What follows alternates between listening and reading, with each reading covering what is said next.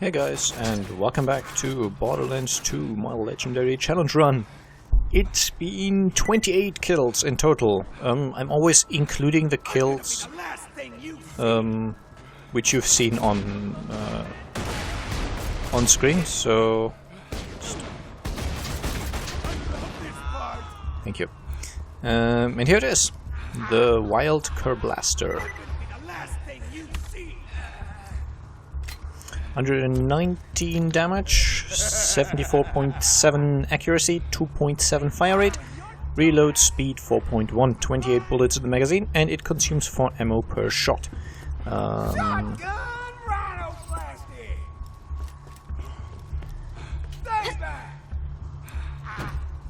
Most importantly, it basically fires rockets, and after a shot it also produces a kind of grenade which drops in the location where it's hit, which explodes a while later. So it's a really powerful weapon. And it's explosive and thus deals a bit of area damage as well. So really quite good. And it's nice to have it. Should really start my timer again, shouldn't I? That's all there is to do for me in this area. We now, as far as I can tell, only have one mission left, which is the best minion ever. Yeah. The raid on Digistruct Peak is now permanently kind of in our quest log, I guess. It's because I went there to get that those early level ups by just opening the door. Maybe we'll go there. Excuse me, maybe we'll go there much later. Oh yes, I also leveled up a bunch, so I should probably show you that. I just spec'd close enough a lot higher, so it's now at 4 out of 5. Which means one additional skill point can be invested into close enough, and then it's maxed. Which is good, and then I can focus on, for example, going down the Anarchy skill tree a little more, and all those cool things. The Curblaster is a really fun and powerful weapon, so it will see a fair amount of use. It's definitely a lot stronger than now you see the secondary explosions. Well, it's a lot stronger than anything else I have at this point. As you can see, it's not the fastest of weapons, but it really does make up for it in firepower.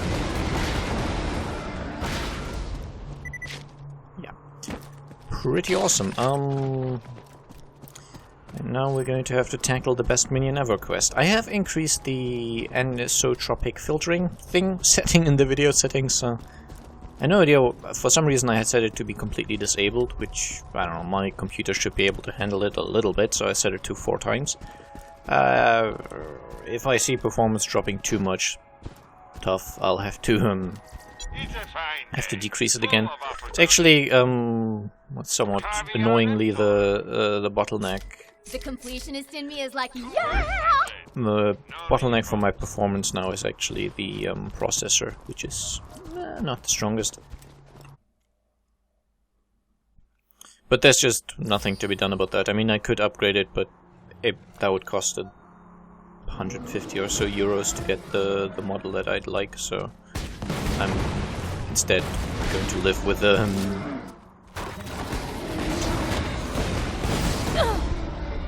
well, that was smart. Yes, the explosions also damage me, so as you can see, best to steer clear of your own grenades, I guess.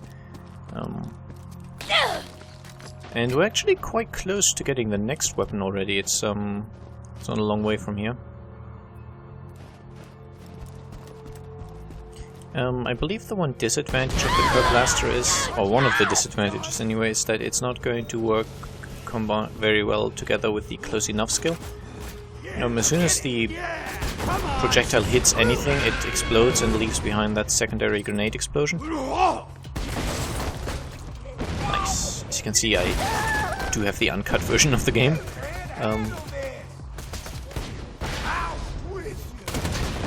The problem is that close enough would require the bullet to be a standard bullet, and this thing really doesn't shoot normal bullets, so can't do much. Can't do much about that. It's just going to require a little bit of accuracy. It might not be as good a weapon for a Necromancer, at least an anarchy-based Necromancer, as on other classes. I have first done this challenge on a Siren. I didn't finish it, I just kind of went along a little bit, and then I don't know, I just lost interest and did other things outside of the game. I just started playing Torchlight and all sorts of things. It's been a while. Okay, he didn't even notice I was shooting at him. I don't particularly need to fight him either. And I'll definitely go back to town and buy some more ammo.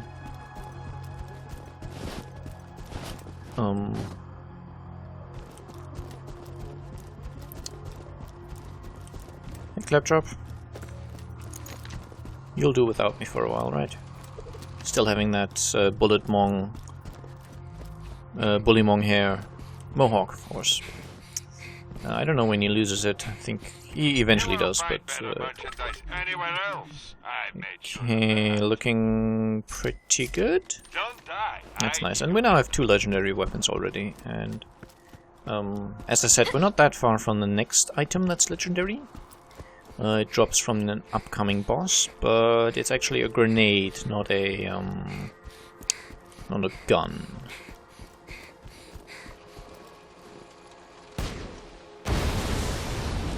Protect me, Squire! Hooray! So yeah, my accuracy is not the greatest with this weapon, definitely. That's to do with the anarchy skill. Minion, what have you done? These are human beings with lives and families and... totally kidding. Screw those guys.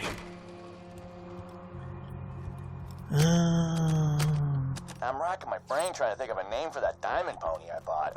I was going to call it Piss for Brains in honor of you, but that just feels immature. Hey, maybe Butt Stallion?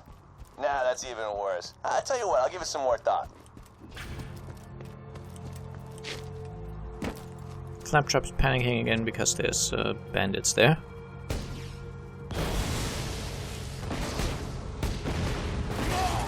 Wow, actually hit someone.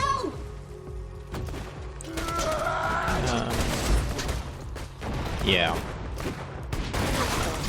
As I said, it's not the best of weapons to work with Anarchy, but at least with a fair amount of stacks, the damage is pretty insane.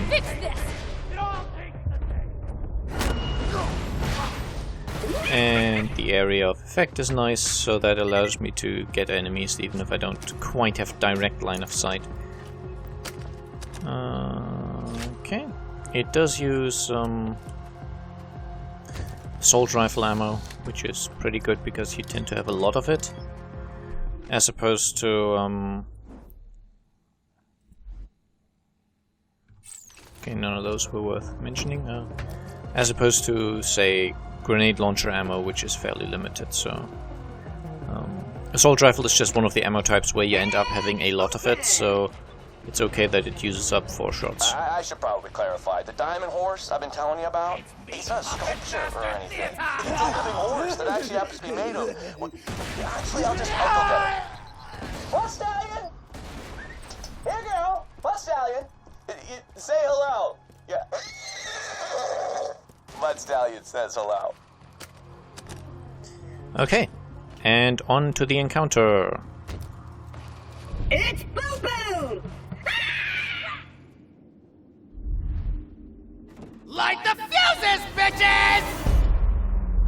Boom and his brother Boom. I'm ready to blow!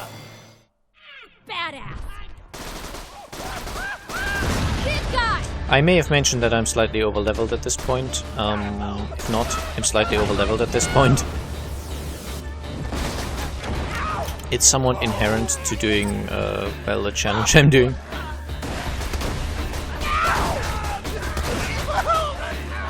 This fight is usually a lot more difficult.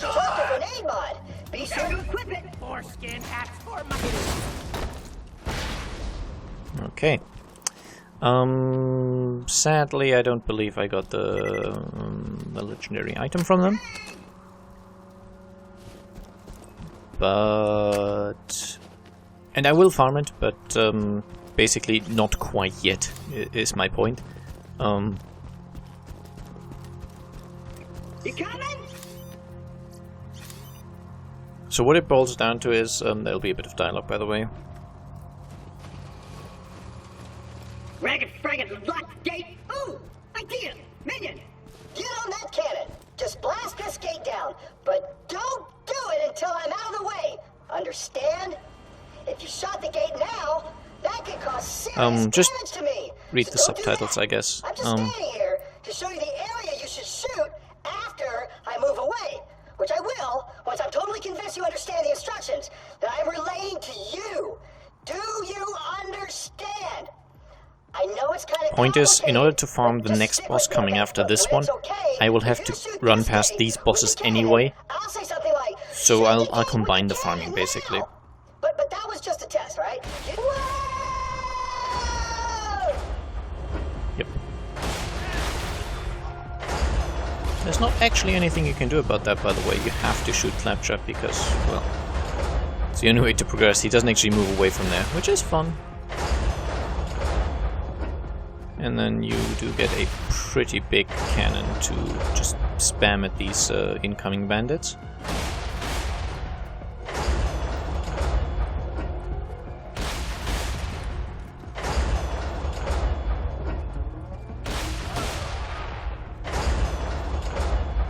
You don't need to use the cannon, of course. You could jump out and do this manually, but meh.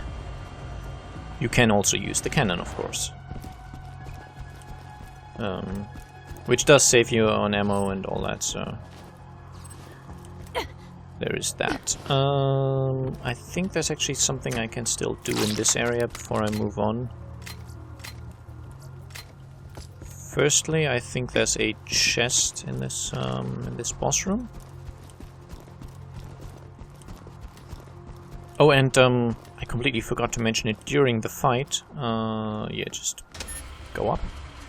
And here's the chest. The enemies here, Boom and Boom. No, sorry, Boom and Boom.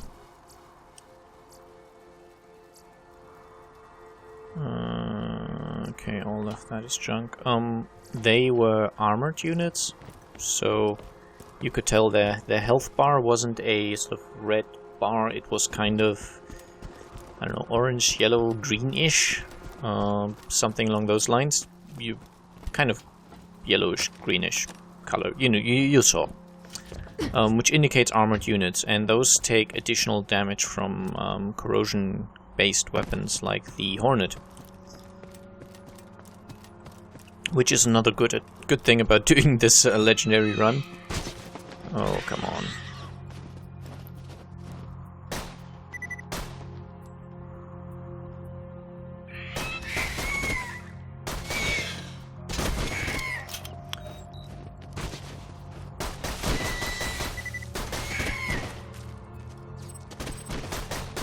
You end up having a strong corrosive weapon for these guys.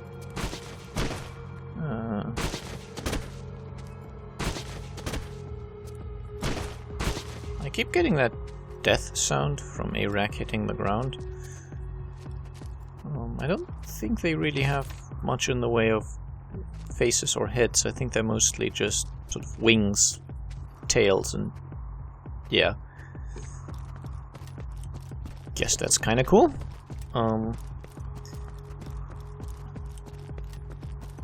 Yeah, so you have a strong corrosive weapon, making that boss fight a bit easier.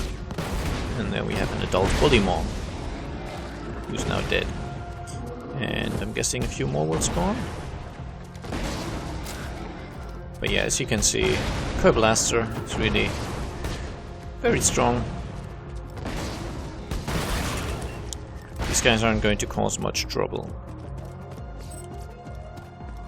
It actually stays a very strong weapon for quite a while into the game, so... I'm going to need to... No, don't... Okay, just start dropping this junk. I am going to equip one of those grenades, just because I don't like the contraband skyrocket. I never use it. It'll just end up sitting there being unused. I don't really use grenades much anyway, but these I would use them more than if I have a grenade that I actually like. I mean, there's some grenades that I actually quite enjoy.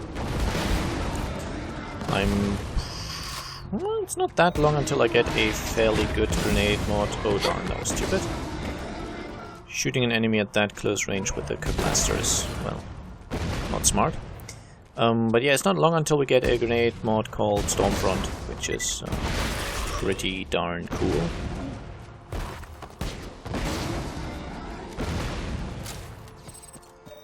I just recall there's something out here, which is why I'm going this way. I might be wrong.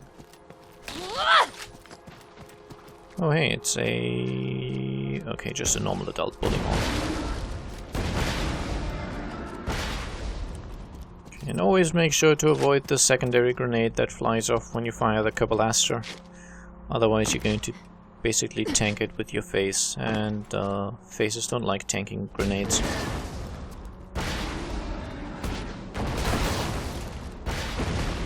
So there you could see it quite clearly, it's just kind of bouncing around. Oh, a badass bully mod. Let's see how this does.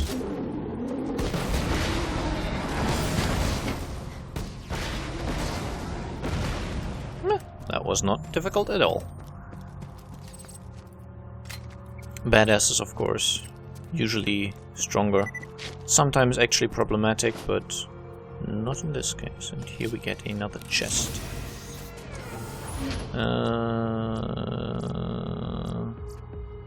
I never know whether these... yeah,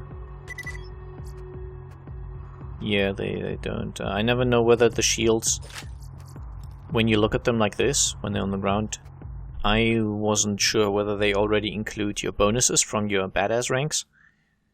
But by the looks of it, they do. And digital forest, okay. It's just a skin customization. Guess we'll probably end up seeing some of those throughout the game. I seem to recall there was a vault symbol somewhere here, but since I can't see it, I'm not going to bother. This isn't meant to be a 100% playthrough of any kind, it's just kind of, I guess, in a sense, showing ways to farm legendary items and showing which bosses drop legendary items. And also showcasing the legendary items, because I will probably end up using a fair amount of the legendaries that I'm getting. Possible exceptions, sniper rifles, I guess. But most other weapons the Necromancer can make some use of, the way I play it, or the way I play her. I guess this is a good point, because there's not much dialogue now, to go into the backstory of Gage, the Necromancer. I think she's about 16, kind of a high school student. And so she built that robot death trap for a science fair, I believe. But some other girl at school was very rich and bribed the judges. And so that other girl won the contest. And I think she was bragging about it, and the robot kind of saw that as a sign of aggression, and so retaliated. Basically, he was programmed to guard Gage, and he saw that, you know, that other student betraying her and bribing the judges as a form of aggression, so he just fought back and killed the girl, which caused there to be a fairly... I might have tried to stage a mutiny on Captain Flint's ship before the flash freeze, which explains why his men are currently beating the crap out of me, right guys? Shut up! Okay.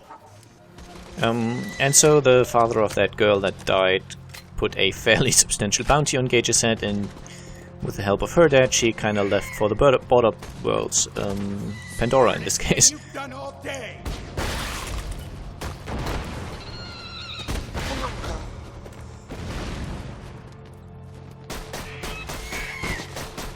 And here she is with her killer robot. I think that's about all the backstory there is. The reason I'm telling you this instead of, you know, finding it out throughout the game is that the 4 base characters all have some area in the game where you can find out about their backstory. There's some audio logs basically telling you where they come from and such. Claptrap's got a new friend, huh? I gotta say, I missed the little hunk of junk. The noises he made when we set him on fire brings a tear to my eye. Just a drop! Unlike the ball!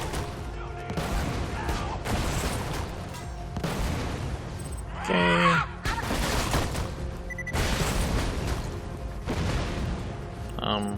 Yeah, a lot of people died today. But the 2 DLC characters, Krieg. I pronounce him Krieg because it's basically the German word for war, and that's why I pronounce it in a very German way. I guess the English pronunciation would be Krieg or something, but it's actually Krieg. Anyway,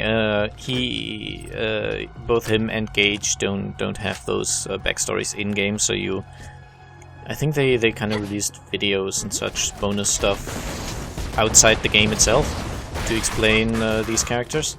But since I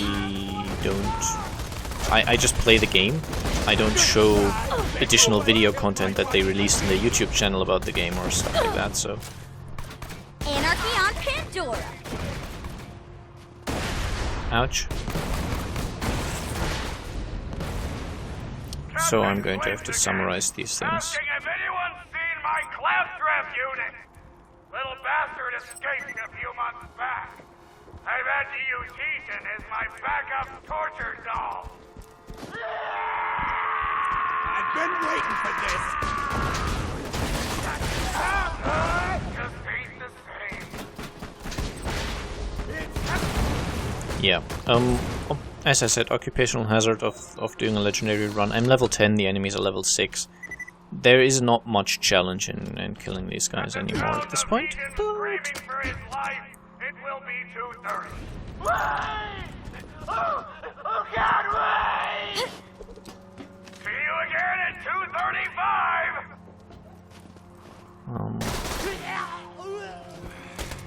Okay.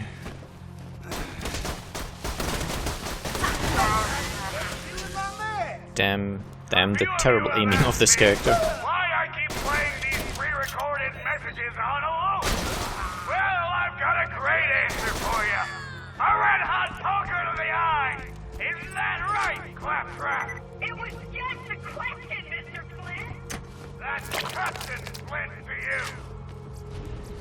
Okay, just a bunch of green items. I don't care about those. Actually, before I make the ascent up to Captain Flint's lair, I'm going to make a cut. I hope you enjoyed the episode, and I'll see you again next time. Bye bye.